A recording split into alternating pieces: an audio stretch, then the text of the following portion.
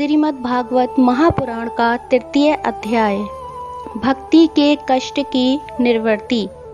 नारद जी कहते हैं, अब मैं भक्ति, ज्ञान और वैराग्य को स्थापित करने के लिए प्रयत्न पूर्वक श्री सुखदेव जी के कहे हुए भागवत शास्त्र की कथा द्वारा उज्जवल ज्ञान यज्ञ करूँगा। यह यज्ञ मुझे कहाँ करना चाहिए? आप इसके लिए कोई स्थान बता दीजिए। आप लोग वेद के पारगामी हैं, इसलिए मुझे इस सुख शास्त्र की महिमा सुनाइए। यह भी बताइए कि श्रीमद् भागवत की कथा कितने दिनों में सुनानी चाहिए और उसके सुनने की विधि क्या है। सनकादि बोले, नारद जी, आप बड़े विनीत और विवेकी हैं। सुनिए, हम आपको यह सब बातें बताते हैं।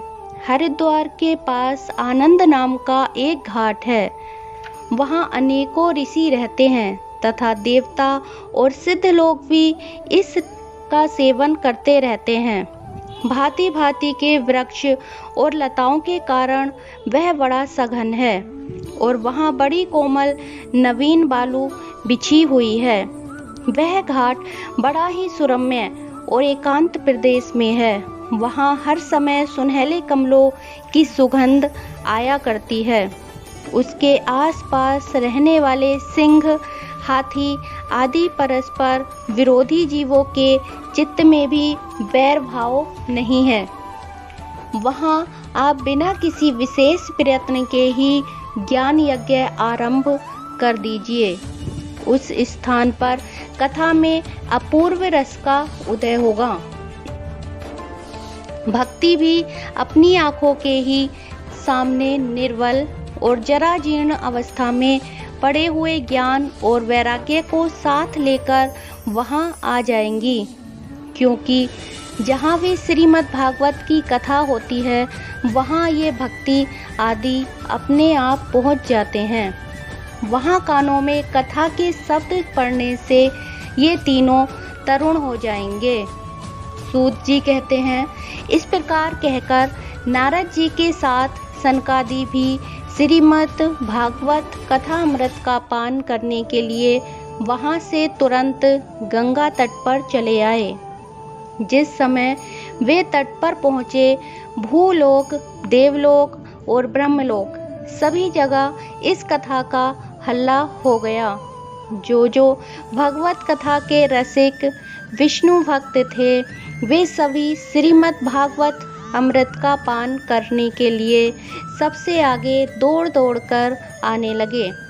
भृगु, वशिष्ठ, गौतम, मेधातिथि, देवल, देवरात, परशुराम, विश्वामित्र, शाकल, मार्कंडेय, दत्तात्रेय, पिपलाद, योगेश्वर, व्यास और पराशर आदि सभी प्रधान मुनिगण अपने अपने पुत्र, शिष्य और स्त्रियों समेत बड़े प्रेम से वहां आए।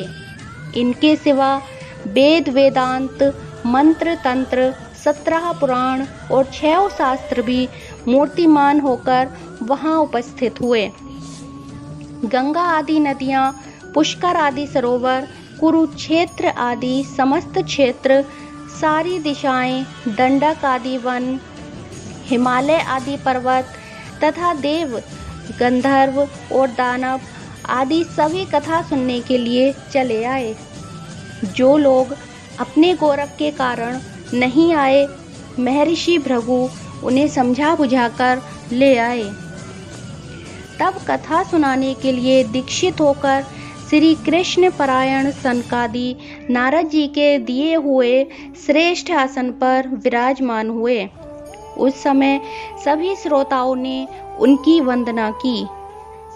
श्रोताओं में वैष्णव, विरक्त, सन्यासी और ब्रह्मचारी लोग आगे बैठे और उन्हें सबके आगे नारद जी विराजमान हुए। एक और ऋषिगण, एक और देवता, एक और वेद और उपनिषद तथा एक और तीर्थ बैठे और दूसरी ओर स्त्रियां बैठीं। उस समय सब और जय जयकार, नमस्कार और शंखों का शब्द होने लगा और अबीर, गुलाल, खील एवं फूलों की खूब वर्षा होने लगी। कोई कोई देव श्रेष्ठ तो विमानों पर चढ़कर वहां बैठे हुए सब लोगों पर कल्प वृक्ष के पुष्पों की वर्षा करने लगे। सूत जी कहते हैं, इस प्रकार पूजा समाप्त होने पर जब सब लोग एकाग्रचित हो गए, तब सनकादि ऋषि महात्मा नारद को श्रीमद् भागवत का महात्म्य स्पष्ट करके सुनाने लगे। सनकादि ने कहा, अब हम आपको इस भागवत शास्त्र की महिमा सुनाते हैं। इसके श्रवण मात्र से मुक्ति हाथ लग जाती है।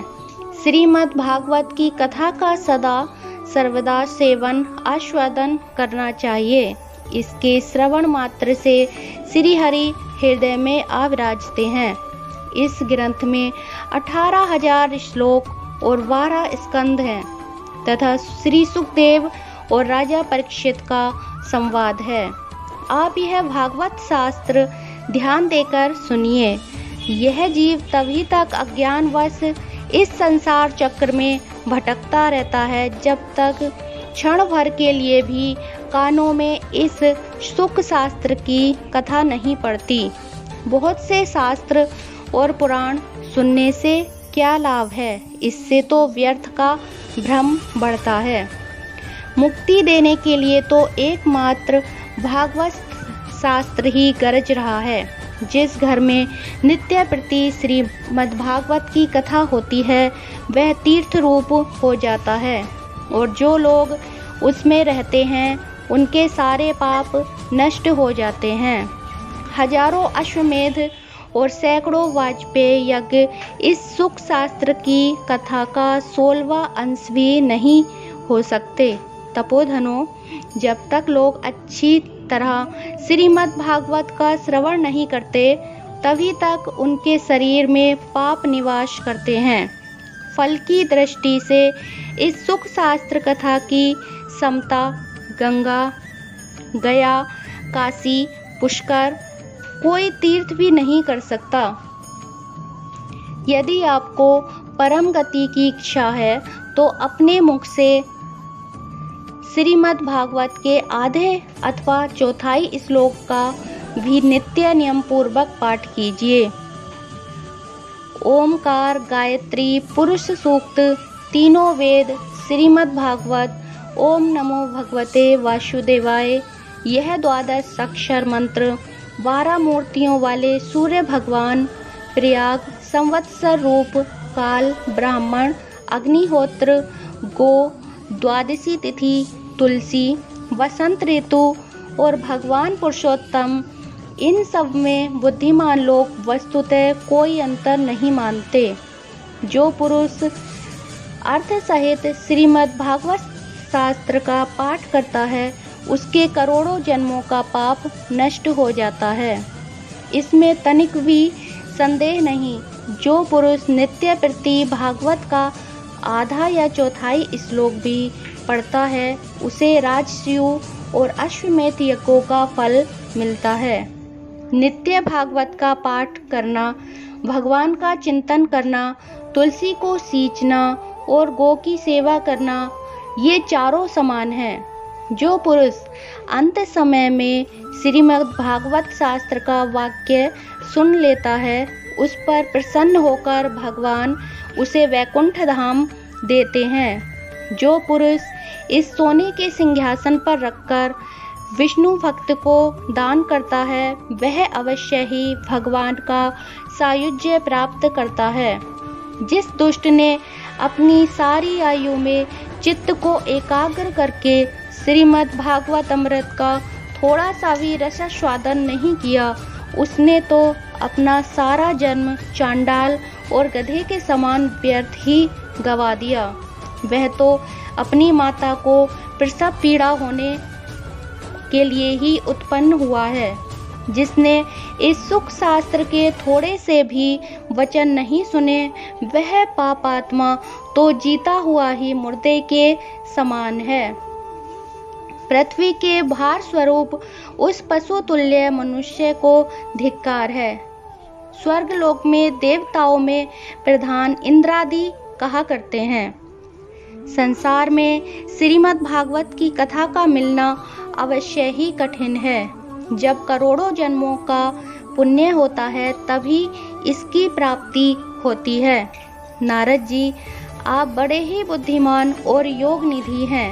आप प्रयत्न पूर्वक कथा का श्रवण कीजिए। इसे सुनने के लिए दिनों का कोई नियम नहीं है। इसे तो सर्वदा ही सुनना अच्छा है। इसे सत्य भाषण और ब्रह्मचार्य पालन पूर्वक सर्वदा ही सुनना श्रेष्ठ माना गया है। किंतु कलयुग में ऐसा होना कठिन है।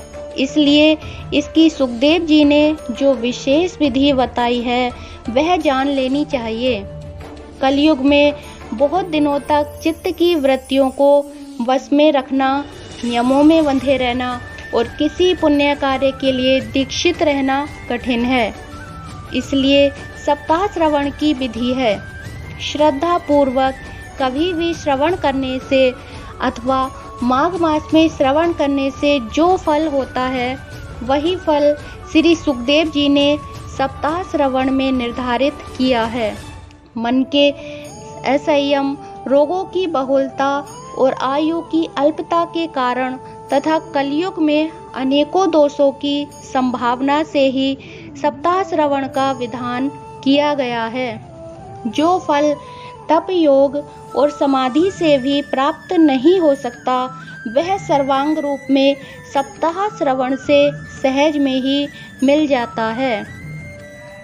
सप्ताह श्रवण यज्ञ से बढ़कर है, व्रत से बढ़कर है, तप से कहीं बढ़कर है, तीर्थ सेवन से तो सदा ही बड़ा है, योग से भी बढ़कर है, यहाँ तक कि ध्यान और ज्ञान से भी बढ़कर है। इसकी विशेषताओं का कहाँ तक वर्णन किया जाए, यह तो सभी से बढ़ चढ़कर है।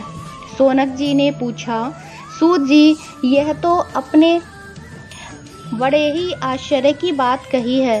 अवश्य ही यह भागवत पुराण योगवेत्ता ब्रह्मा जी के भी आदि कारण श्री नारायण का निरूपण करता है, परंतु यह मोक्ष की प्राप्ति में ज्ञान आदि सभी साधनों का तिरस्कार करके इस युग में उनसे भी कैसे बढ़ गया।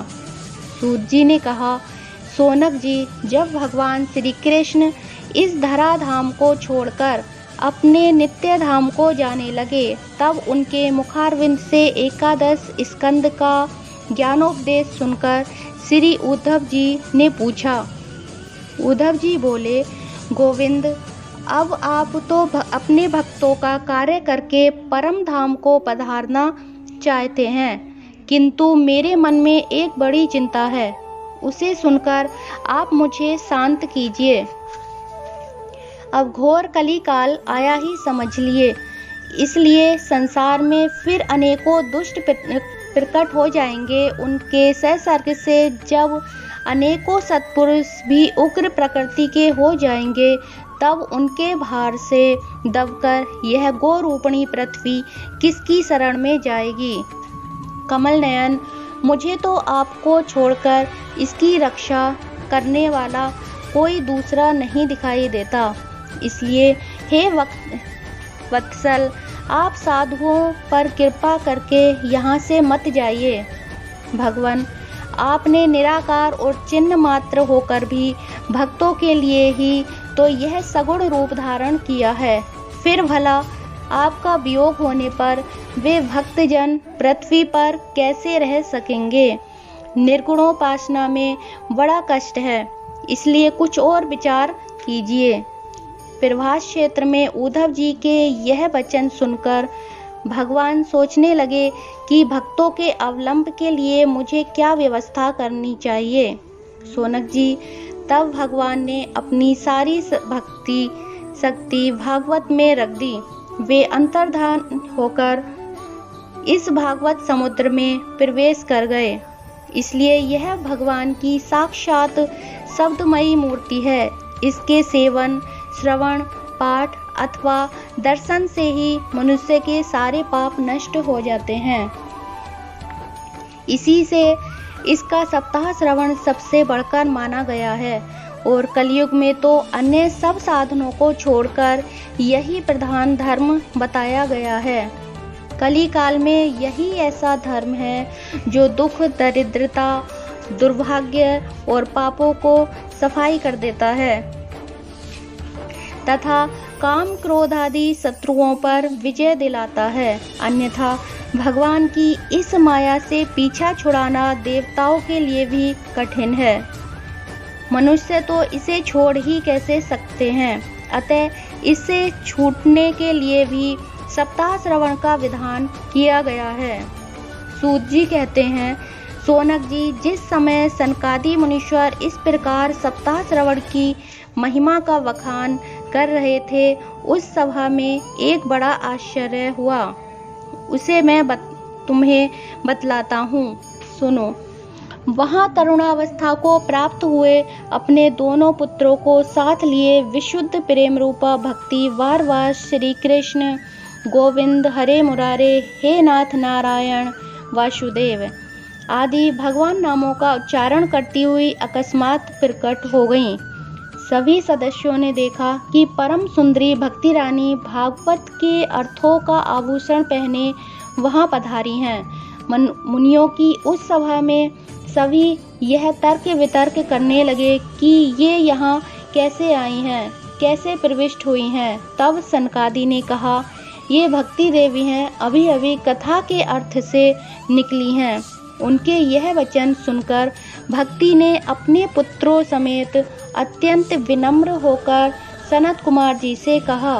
भक्ति बोली, मैं कलयुग में नष्ट प्राय हो गई थी। आपने कथा अमृत से सींचकर मुझे फिर पुष्ट कर दिया है। अब आप यह बताइए कि मैं कहाँ रहूं। यह सुनकर सनकादि जी ने उनसे कहा, तुम भक्तों को भगवान का स्वरूप प्रदान करने वाली, अनन्य प्रेम का संपादन करने वाली और संसार रोग को निर्मूल करने वाली हो। अतः तुम धैर्य धारण करके नित्य निरंतर विष्णु भक्तों के हृदय में निवास करोगी। ये कलयुग के दोष भले ही संसार पर अपना प्रभाव डालें, किंतु वहां तुम पर इनकी दृष्टि भी नहीं पड़ सकेगी। इस प्रकार उनकी आज्ञा पाते ही भक्ति तुरंत भगवत भक्तों के हृदय में जा विराजी। जिनके हृदय में एकमात्र श्री हरि की भक्ति निवास करती है, वे त्रिलोकी में अत्यंत निर्धन होने पर भी परम धन्य हैं, क्योंकि इस भक्ति की डोरी से बंधकर तो साक्षात भगवान भी अपना परम धाम छोड़कर उनके हृदय में आकर बस जाते हैं।